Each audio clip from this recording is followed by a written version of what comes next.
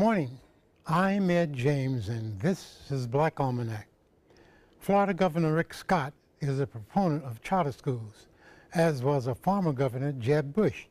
Both governors promoted charters in the name of providing a quality education for all students. Two school board members in the Manatee District are Scott appointees, which would lead one to believe that they would be staunch supporters of charters, and that may be true. However, one would be hard-pressed to understand their reaction to a proposed public charter at a school whose entire student population is eligible for free or reduced lunch, and more than 20% of the students are learning English. 80% of the families of those students currently attending the school voted for conversion to a public charter school. Most Floridians believe, I would think, all our children are entitled to a quality education, as described in the Florida Constitution, even those of us who may be poor, black, or brown. Joining today's discourse, Principal Ed Hudley of the Lincoln Magnet Middle School and Reverend Charles McKenzie, a Florida Director of Rainbow Push Coalition.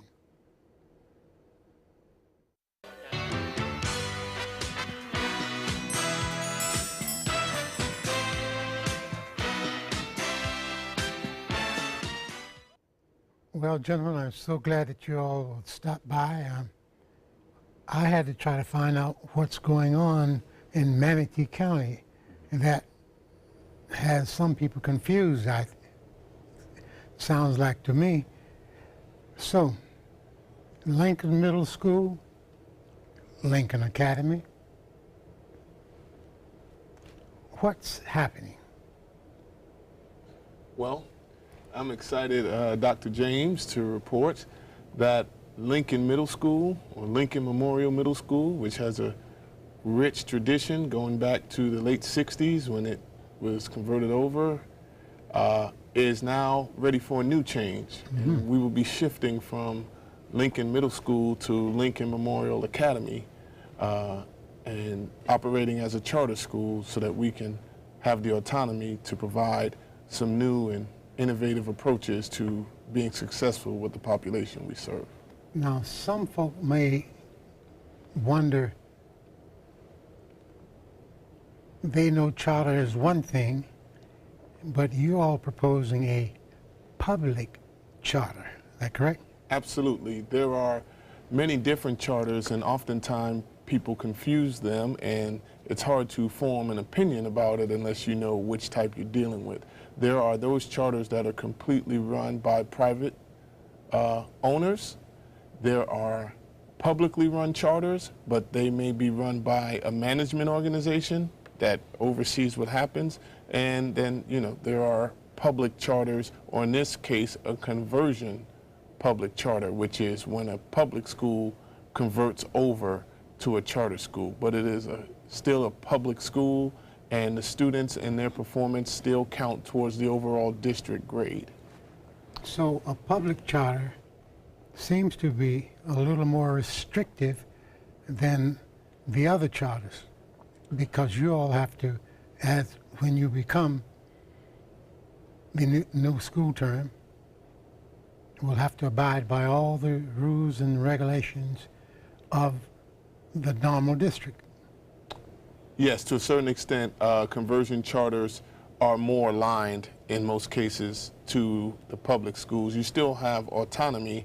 One of the major differences is that private charters have complete autonomy, whereas conversion and public charters, we're still governed by the same state level rules and mandates as the public school. That's what I was saying. Yes, sir. So if I had some questions about do I want a charter or not, I'd look at the history of private charters that are run by big business who comes in a community and says a few words. School boards usually pass them and they are happy with them and they do nothing for the children, and then they complain.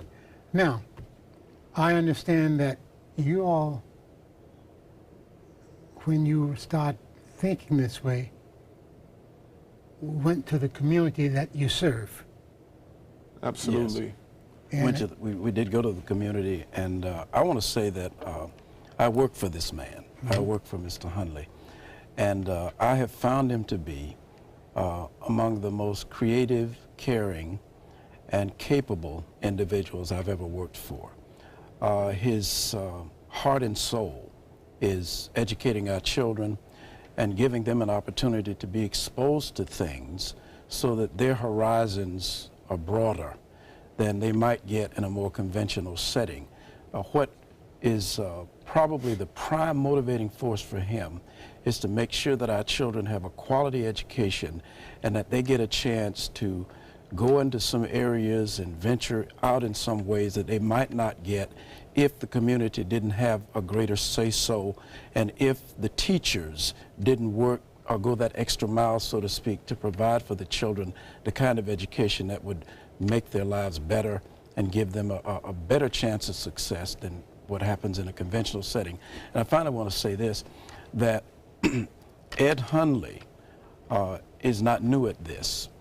He is not new at this in the sense that he has, for a long time, had fomenting in him the desire to build this kind of a public charter construct for our children so that they could be successful. And I'd like for him to talk about the different academies that are going to be available when this charter does come into being. okay, but before you do that, the real reason I wanted to invite you all here today Yes. is because I want to talk a little bit about what happens when a community decides that it wants to do for self. And when they do for self, sometimes you're doing for self what nobody else will do. And everybody says, well, I don't know, and then suddenly they go blank. But then when you speak out and say, we can do this. And so now, Principal Huntley, explain what it is that you foresee for this Lincoln Academy. I see the community that you just referenced and the students, along with the staff, many of whom are alumni of the school, putting in the energy and the extra effort that it takes to do more. It's kind of, there's no way to catch up unless you either work harder or work longer. And so we have to do both.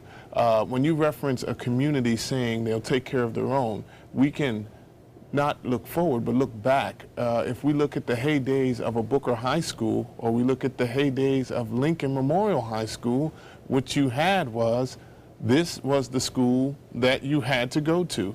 But the key element there was that the staff was comprised mostly of members of the community that had neighborhood people, neighborhood teachers, vested interests. Now, I am a little unorthodox with my belief about cultural awareness, because it can be dangerous. Cultural awareness doesn't mean, or sensitivity doesn't mean I have to figure out what it's like to be poor and act that way and say, oh, this is the best that you can do, so let's do it.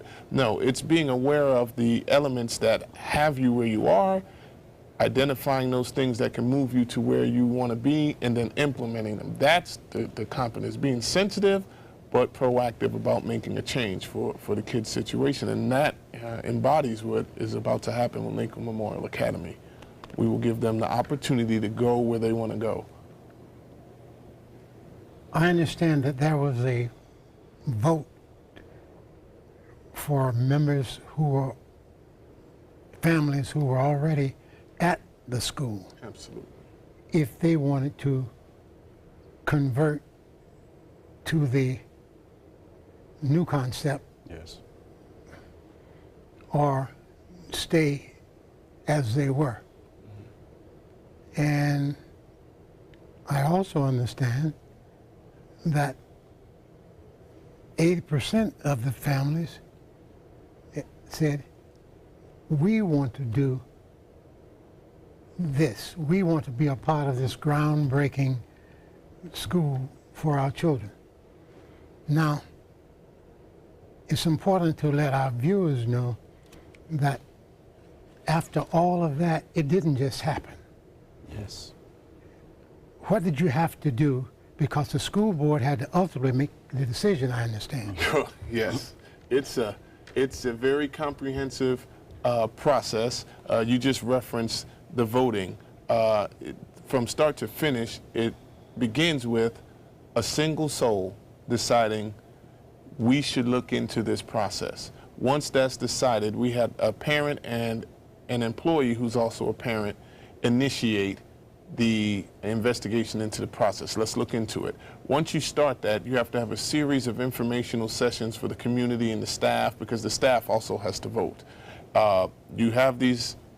You notify the district that this is something that you'll be looking into, and then you have informational meetings throughout. There's a liaison from the district that's assigned to the process for you to communicate with, and they oversee what takes place. Once you finish with the informational meetings, you then have to have a vote. There's a voting window. It's a secured ballot box.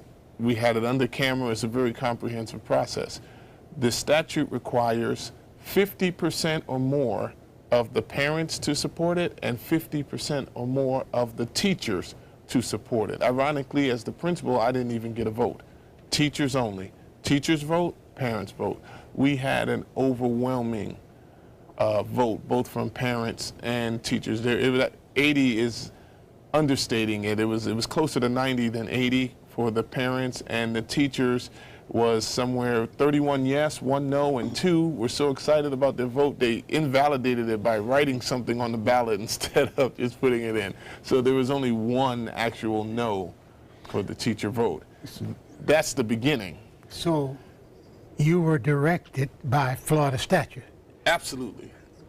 Wasn't written for this school at this time.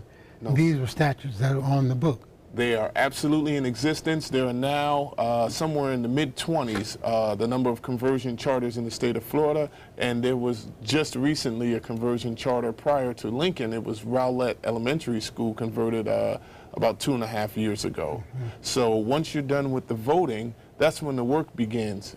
Tell me about review committees and things that you have to have. Absolutely. Before you finally go to the school board and say, we're ready. We're ready. And that was a very extensive process. As Mr. Hundley has stated, I'm just interjecting because I attended the meetings. I have been and continue to be very excited about what we're doing. His leadership is very visionary. It's very bold. And it is, in my estimation, filled with a lot of compassion for these children. So there was an elongated review process, and of course Mr. Hundley can probably go into more specifics concerning that, but there was a very extensive review process. Yes, we had to write an application, hundreds of pages. The application had to encompass the academic approaches of the school, what you will be doing that's different and innovative from other schools, how you had to demonstrate an ability to balance and manage your funds. You also had to show how you would recruit kids, which kids you would serve, how you're going to evaluate them, so on and so forth. Once that's done, and you have a time frame in which to get that done, you then submit it to that liaison, the charter school director from the district, from your district. It's called the sponsor, that's your district. That person, you have to provide them with 15 copies of your application along with a thumb drive with that on it.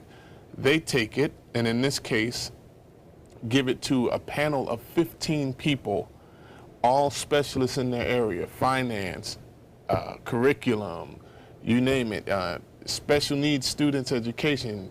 Every single facet of the application had an expert that vetted that section of the application. Once the vetting process is done, you go in for what's called a competency interview. They bring you in, you sit before that panel, and then any questions or concerns that they may have had with the application, they share with you at that time. You respond, If you can correct it or clear it up, you do so at that time. And then once that's done, they have to rate meets criteria, partially meets criteria, or does not meet criteria for every section of the application. If you meet the criteria in enough sections, they then recommend it to the superintendent for approval. Superintendent then does the same vetting process, and if they find that the application meets the requirements of the state, they recommend it for approval to the board. Ah, the board. Yes. You know, in every process that we go through to get to the final conclusion,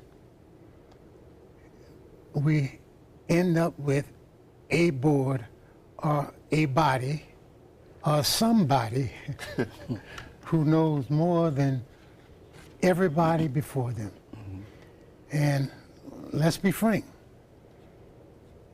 the board passed it. There are 5 members on the board. Yes. And the board passed it 4-1. Now, and I would advise our viewers to go to the Manatee Board of Education site and look at the board meeting of August 22nd, I believe,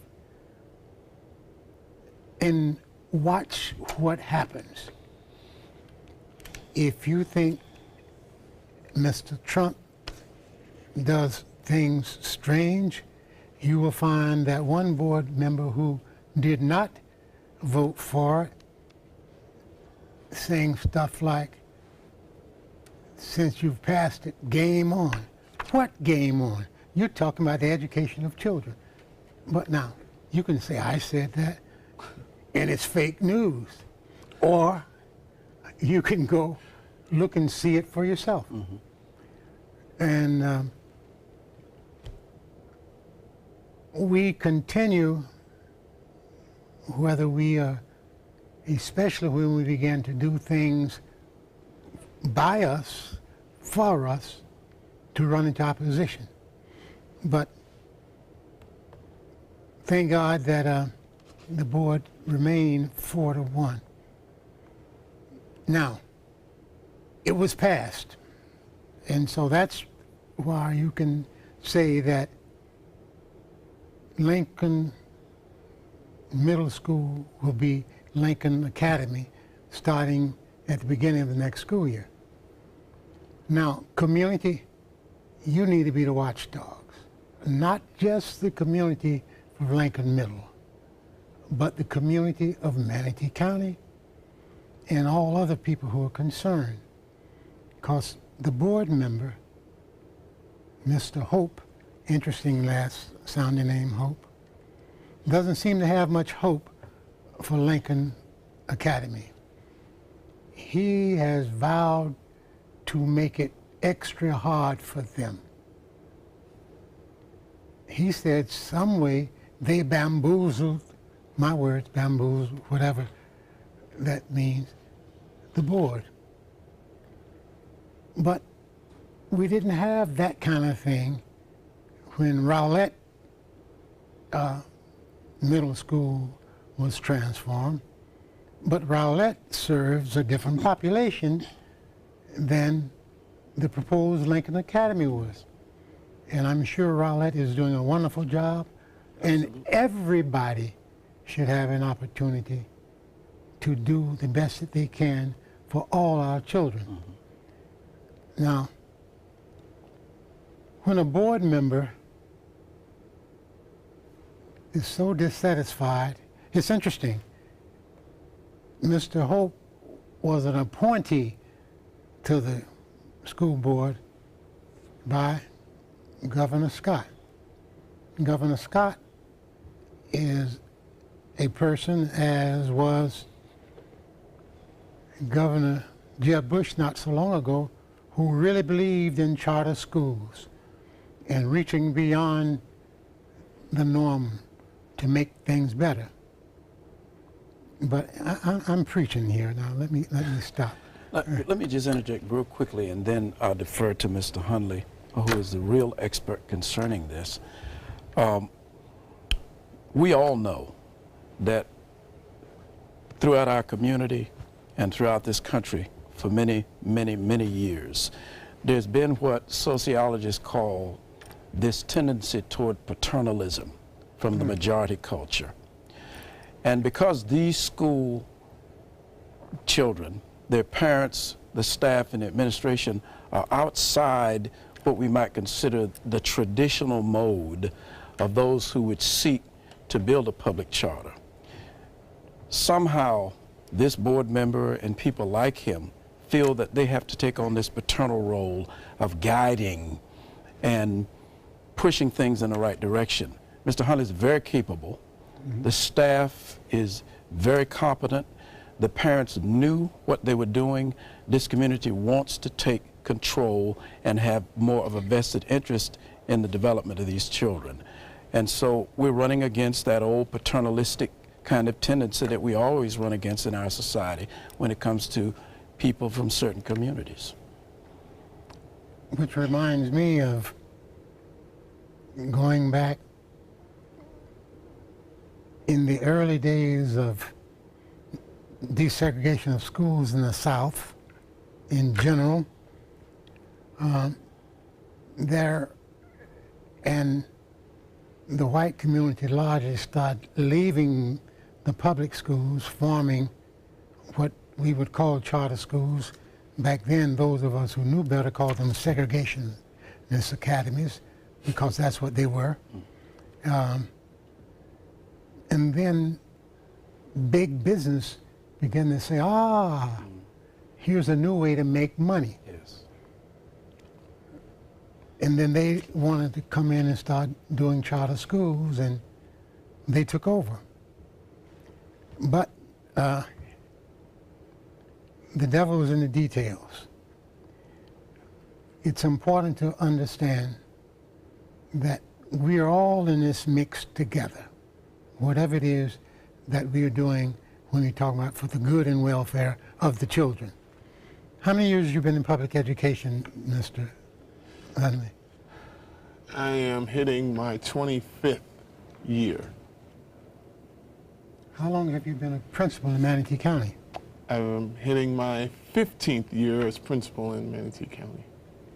Uh-huh. So, there it is, folks. You be the judge. Well, we got about 5 minutes left.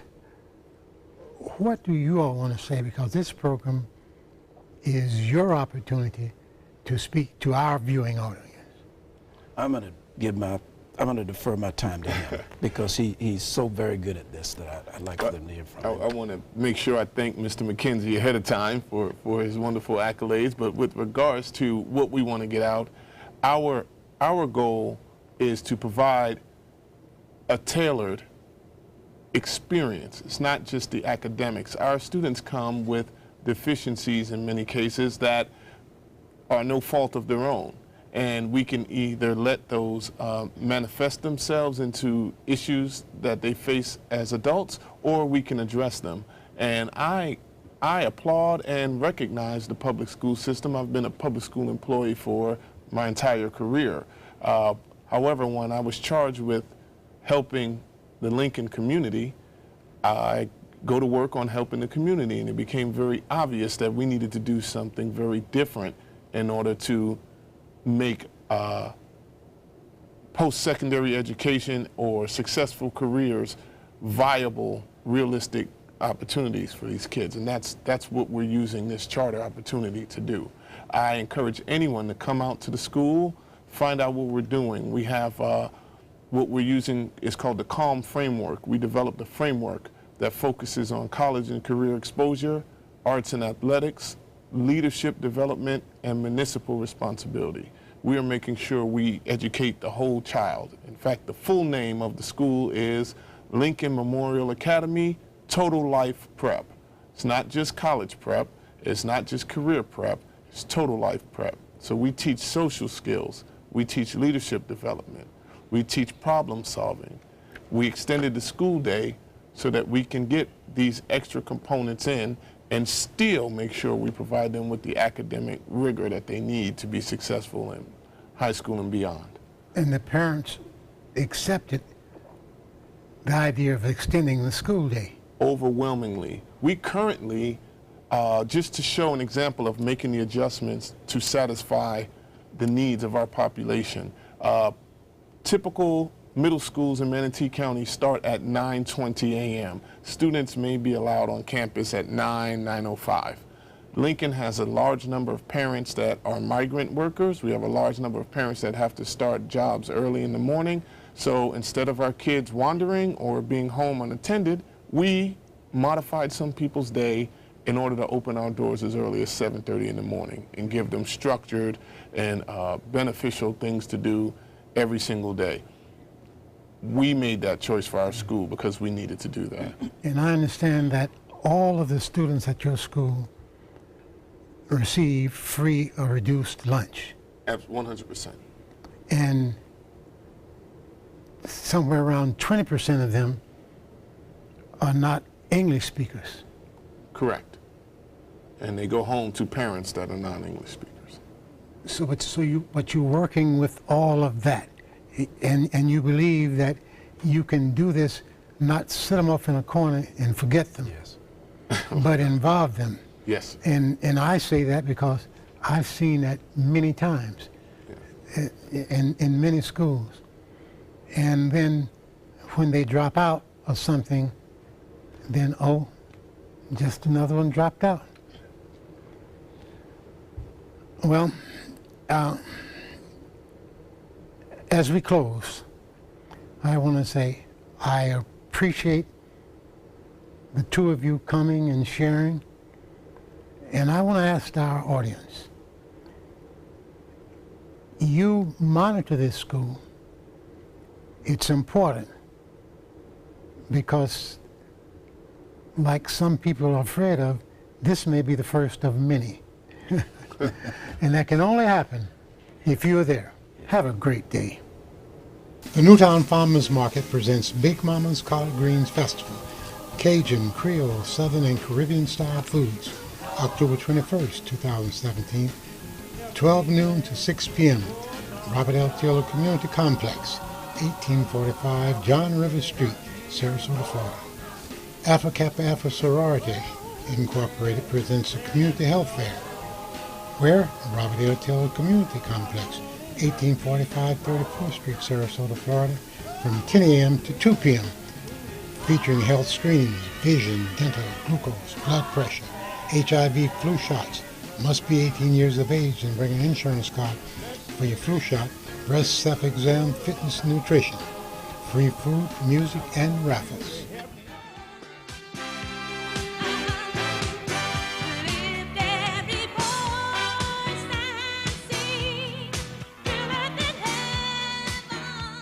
The following message is brought to you by Mesobook.com.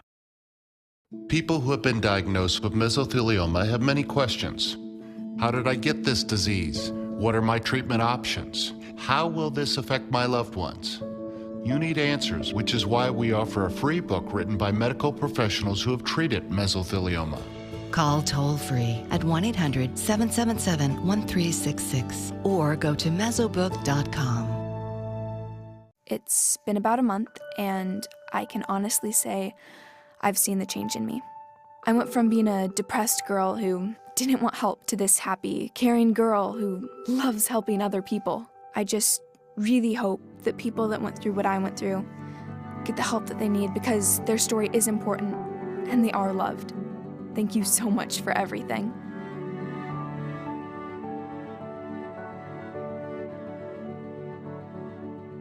Download the all-new ABC7 First Alert Weather app now.